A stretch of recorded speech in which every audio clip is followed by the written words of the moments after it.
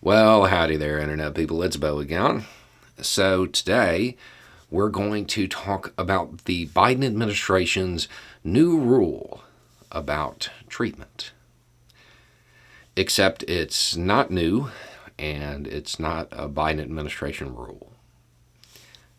This wasn't something I was going to talk about, but a whole bunch of questions came in. So, here we are. If you don't know, the Biden administration kind of put out a press release almost saying that providers in states where they have bans, since the overturning of Roe, if the mother is in danger, you do what you have to do. And federal law preempts state law. And I mean, it sounded cool, and it sounds like a whole lot of people took that as something that the Biden administration did. No, that's just federal law. That was that way before Biden ever took office. I'd also point out that in most cases, the bans or the proposed bans do have exemptions for the health of the mother, right? This really isn't going to do much.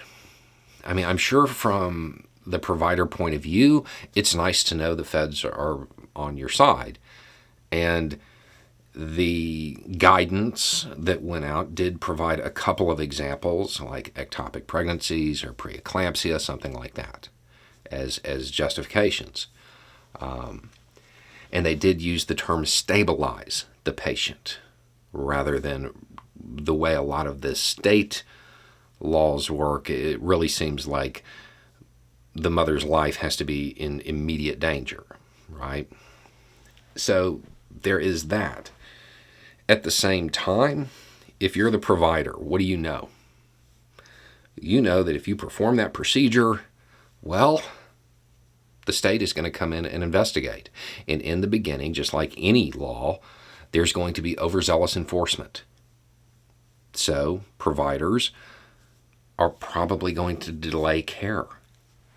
They're going to wait until the absolute last moment. So when that investigation comes, they can, look, I waited, I did everything I could, right? That will result in delay of care for the patient, and eventually that will result in losing a patient that didn't have to be lost. At some point, the federal government and the state governments are going to have to come up with guidelines on this, because the providers are in a very uncomfortable situation. This isn't something that, is something that malpractice insurance is going to take care of. This is a criminal charge that they would be looking at if they wound up on the wrong side of one of these decisions. More importantly, they could be facing a criminal charge if the investigator thinks they were on the wrong side of one of those decisions. It has put them in a very unenviable position. The federal government needs to be way more clear. The guidance that went out, that's not enough. They have to be way, way more clear, and they have to affirm it through the courts before it's really going to take hold. Because providers, out of self-preservation, are going to err on the side of caution. Now, in related news, there is apparently a push in this general region to set up boats, leave state waters, and the procedure could be performed out there.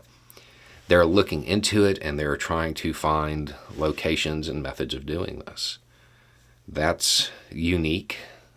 We'll have to wait and see how that plays out, but that is something else that is going on along the family planning front. At the same time, there's also news about them trying to provide over-the-counter birth control. They're applying with the FDA to make certain forms of birth control available over the counter. And a process like that's probably going to take a year. That's another development. people right now are looking for some kind of certainty on this topic. You're not going to find it for a while. You have a lot of competing laws and jurisdictions and bureaucracies that are going to be duking it out until there's finally some stabilized lines on what can be done where and when and in what situations. So, anyway, it's just a thought. Y'all have a good day.